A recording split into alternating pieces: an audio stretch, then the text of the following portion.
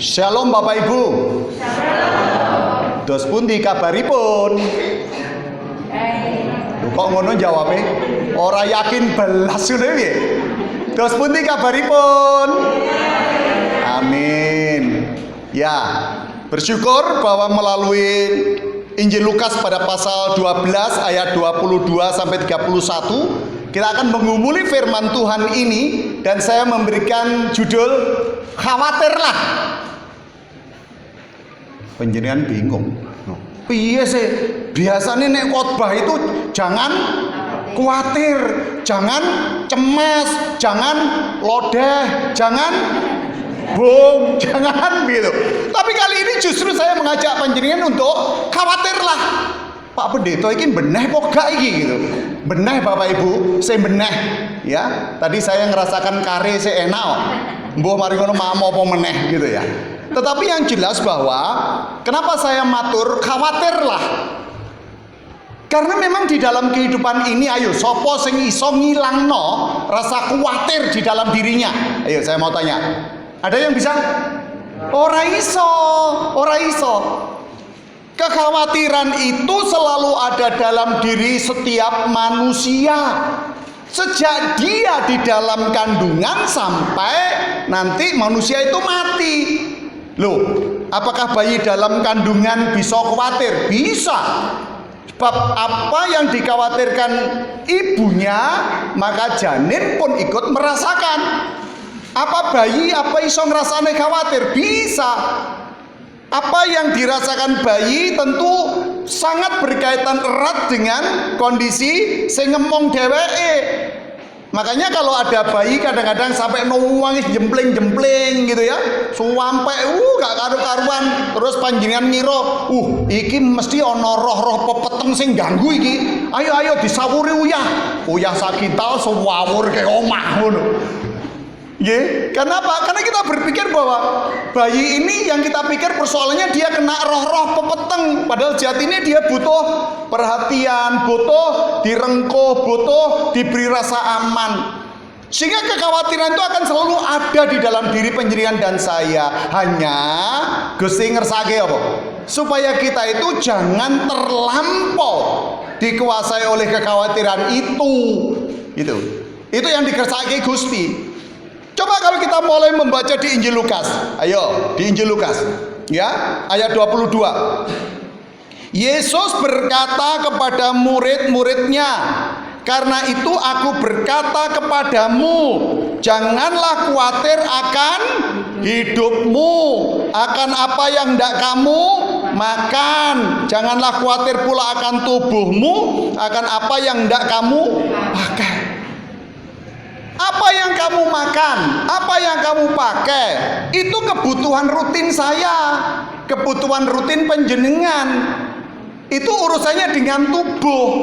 Tetapi kenapa Tuhan mengingatkan jangan khawatir akan tubuhmu, akan apa yang bukan tubuhmu ya, jangan khawatir akan hidupmu, bukan tubuhmu, hidupmu. Akan apa yang hendak engkau makan, akan apa yang hendak engkau pakai. Karena masalahnya apa? Ada hal di dalam hidup saya dan panjenengan yang bisa kita kerjakan sendiri. Ya, tetapi ada hal di dalam hidup panjenengan dan saya yang Allah bertindak, bukan kita yang bertindak, karena kita tidak mampu. Contoh yang kita bisa bertindak. Saya mau nyanyi gini, penyanyi yang teruskan. Bangun tidurku terus. Apa jaluk didusi? Lek jaluk didusi berarti lah ya wis kuwi terjemahke dhewe. Nek bayi sik didusi, nek wis jemput didusi, tapi lek sik enom didusi tegese lara. Lek sik enom didusi tegese rasa diteruske. Begitu. Ya. Bangun tidurku terus mandi, tidak lupa menggosok gusi. Aja mung gigine tok gusinya barang itu ya. Habis mandi ku tolong ibu membersihkan bantal gulingku gitu. Itu siapa yang ngerjakan? Ya kita dong. Budal nyambut gawe siapa yang ngerjakan? Ya kita dong. Rese-rese omah sapa sing ngerjakan? Ya panjenengan. Tetapi dalam hal memberikan rezeki, dalam hal memberikan umur panjang, dalam hal memberikan pengertian untuk kita bekerja, untuk kita berusaha, untuk kita mendapatkan duit, itu pekerjaannya Tuhan. Sehingga kalau kita sadar bahwa ada hal yang bisa kita kerjakan, tetapi banyak hal yang Allah sendiri yang akan kerjakan buat kita, maka mari kita benar-benar mampu mengelola kekhawatiran itu. Sebab kalau orang tidak mampu mengelola kekhawatirannya, akan berdampak sangat buruk terhadap tubuh. Contoh misalnya, kalau panjenengan hari besok itu khawatir mulai dari bangun tidur sampai menjelang tidur, kira-kira panjenengan mapan turu tidur jenak nggak? Jenak nggak?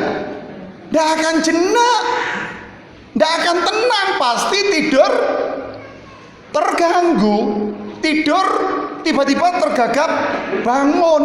Kenapa? Dikuasai oleh pikirannya itu, dikuasai oleh perasaannya yang galau itu.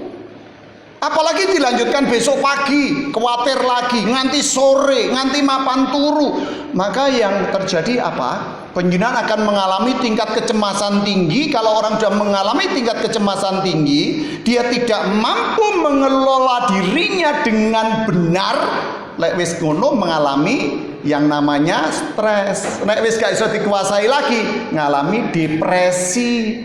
Nek wis depresi kuwi mangan ora wareg, mangan ora nyenyak, tidur gak wareg. Duh iya, coba kalau tidak percaya, ayo penjan rasanya khawatir bentino awan isuk sore bengi, awan isuk sore bengi, panjenengan bakalan tidur gak wareg, mangan gak jenak, gak nyenyak gitu. Kenapa? Ora tak walik pengen tak gawe ngono. Ngopo kok mangan ora jenak, tidur gak wareg? Masalahnya wong nek wis bendino khawatirnya itu dominan, dia akan sadar bahwa turu melek sik rasane ngantuk, turu meneh melek rasane sik ngantuk, karena saat tidur dia tidak jenak. Makanya diarani tidur gak wareg kuwi. Sik kudu turu, maneh kudu turu, maneh mergo apa? Saat tidur pikirannya ngalor ngidul. Tahu enggak ngrasane? Nate mboten? Oh kok banter Mas Sis? Liyane lho, pernah. Ngono. Mas Sis tok sing pernah gitu. Ya, oh kesetrum gitu. Winginane ya. Iya. Betul. Iya, betul. Kenapa saya katakan bahwa kalau makan itu tidak tidak nyenyak? Ya karena nyuwun sewu wong nek wis atine kuwatir ndelok panganan. Mangan opo? Panganan kaya ngene iki. Lho padahal lho sing dipangan ya iwak teri. Ya diteriuk tanggane. Ya, karepe mangan mikir, mari ngono bowoh cilaka iki duwe kondi meneh iki ngono. Gitu. Walaupun mungkin punya duit, tetapi kalau pikirannya lagi ora jenak, ora penak, mangan pun rasanya kita tidak pernah merasa penak. Mergo apa? Ndelok sembarang sarwa kurang tepat, serba tidak enak. Ya toh, sambal terasi, alah, lawuh kerupuk, alah, lawuh uyah, alah, gitu, lawuh ati, apa meneh atine tanggane, alah. Itu coba nek atine nyenyak, atine penak, yo pikirane penak, iso mengendalikan sumelange, kekhawatirane. Nyuwun sewu, jaman awake dhewe sik cilik-cilik dhisik to. Ya, lek gak nemu lawuh, nyuwun sewu, benyan sik kelingan paling. Ya, sego anget dikai uyah grosok. Ayo sing tau guyu, sing guyi berarti tau ngalami. Ya. Ya sing cantho menom ngono paling ya ora ngrasake, tapi lek sing wis tuwa-tuwa iku ngrasake sego anget enak angete, tapi lawuhe apa? Uyah grosok. Leren dijur dhisik, mari ngono dipoluk mbek ditutul-tul. Rasane uyah iku enak. Coba saiki seneni dokter. Nek apa? Tekanan darah tinggi, dhisik ora gitu. Nggih. Mergo atine penak. Nggih. Mangan mari ngono sego, gak ono lawuh apa-apa, dilawuhi kerupuk tok nyeluk. Enak gak? Enak. Siji sego, siji kerupuk, jeruk mangan, jeruk alah silaka. Lho ngono ya urip, ngono lho. Ngono ya urip ya dadi masaka kaya ngene iki. Ya. Mergo atine penak. Gitu. Sehingga kalau kita menikmati hidup dengan hati yang dipenuhi rasa penak itu tadi, benar kata Tuhan, apa sing mbok sumelangke tumrap uripmu kuwi lho apa? Wong kowe iki sekali nglakoni, kari nindakake. Ada hal yang bisa kamu lakukan, lakukan. Ada hal yang tidak bisa kamu lakukan, sudah biarkan Tuhan yang bertindak. Karena memang kalau urusan hidup dan kita percaya akan pimpinan Tuhan, maka Tuhan itu loh nek maringi itu loh tidak pernah salah. Kapan dia memberi, kapan dia meminta, kapan dia memberikan kita punya hasil lewat kebun, lewat sawah, lewat tegal, kapan dia tidak mengizinkan, kapan Tuhan mengizinkan kita harus begini dan harus begitu, itu semua atas seizin Tuhan. Makanya yang dipakai contoh oleh Tuhan itu hal-hal yang real, hal-hal kehidupan real, bukan contoh-contoh sing terlampau jauh dari pikiran kita. Contoh pertama apa mau ayo? Kelingan? Manuk? Manuk? Lebih ya toh ya, lah mau lo wis diwacake kaya manuk emprit. Dudu manuk emprit. Manuk apa? Gagak. Coba toh. Gagak iki suarane piye ta? Kak. Iya. Diterokno. Iya. Dia hanya berkata-kata untuk manuk berkata-kata ya. Dia hanya mengeluarkan bunyi-bunyian seperti itu, tetapi oleh Tuhan Yesus dijadikan contoh. Manuk gagak ora tahu nandur, manuk gagak gak duwe lumbung, manuk gagak ya ora tahu duwe nggon kangge mangan, tapi oleh Tuhan dipelihara. Gitu. Oleh Tuhan dipelihara. Gini apa gak gawe contoh manuk emprit? Manuk emprit pakanane sithik. Lek manuk gagak ya beda lah, wong awake beda. Iya toh? Mangan kuwe, kuwi ku lek mangan sithik, paling sak sendok cukup. Nggih. Lah lek Mas Soko sing gedhe dhuwur, apa cukup Mas sak sendok? Ora, sak piring. Lek Pak Pendeta gak iso Mas, manganku sak sendok Mas. Nek mangan sak piring gak iso aku. Gur iso nglakoni aku Mas. Nggih. Tapi pengen rasakan itu. Kenapa manuk gagak? Tuhan memberi contoh pada binatang yang tidak menanam, yang tidak punya lumbung, tetapi dipelihara oleh Tuhan, dan burungnya burung besar. Dan burungnya yang saya yakin pasti doyan makan, wong jenenge burung gagak. Gitu?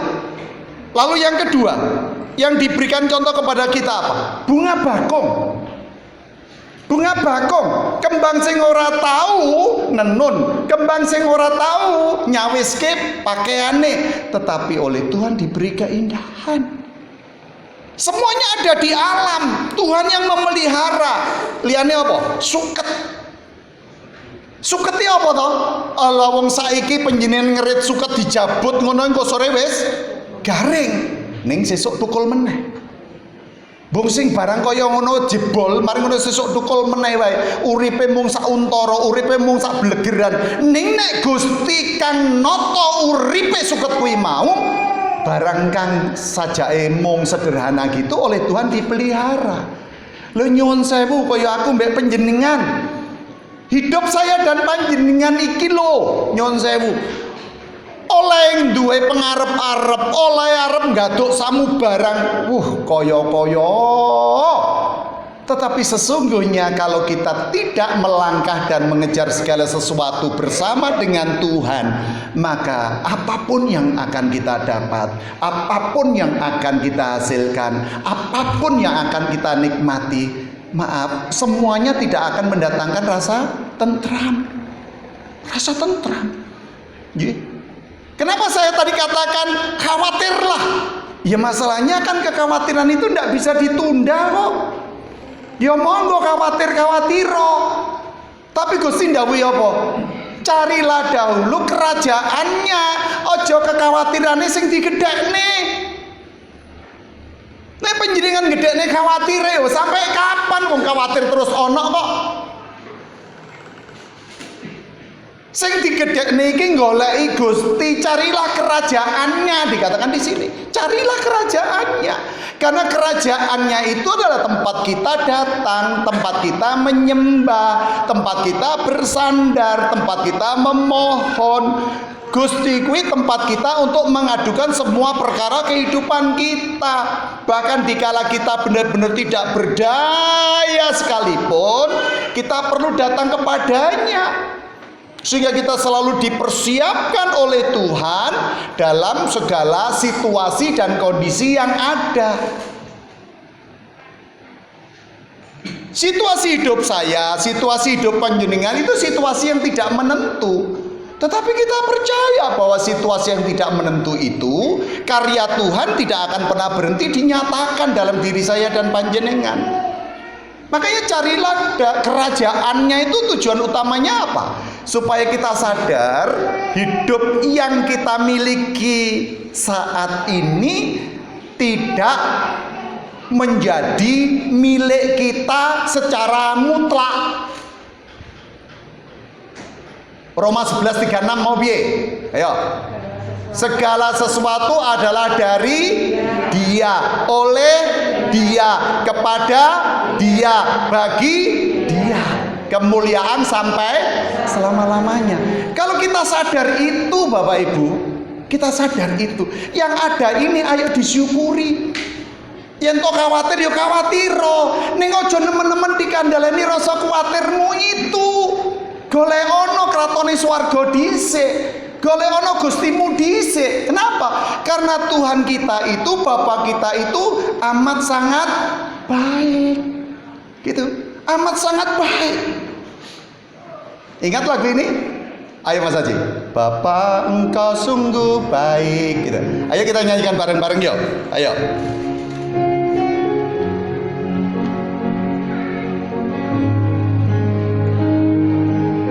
Bapa engkau sungguh baik.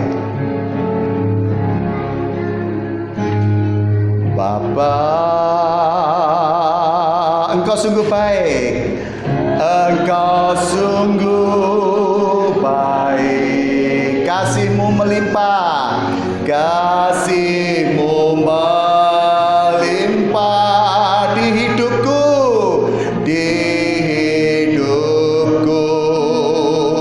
Bapakku berterima kasih. Bapa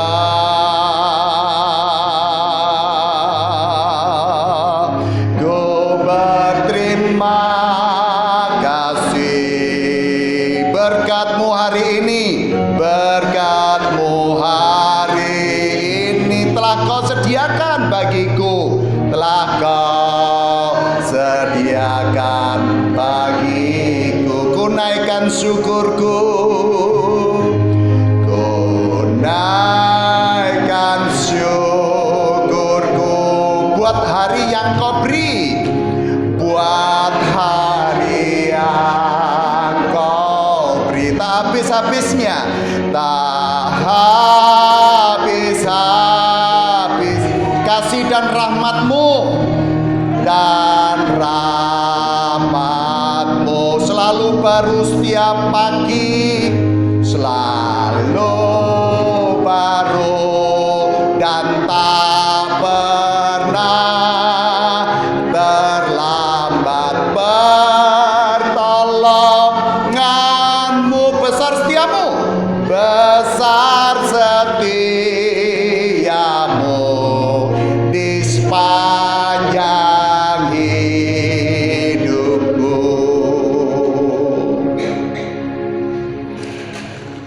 Pak Pendeta supaya kekhawatiranku itu ora dominan. Wong aku dino-dino ya khawatir.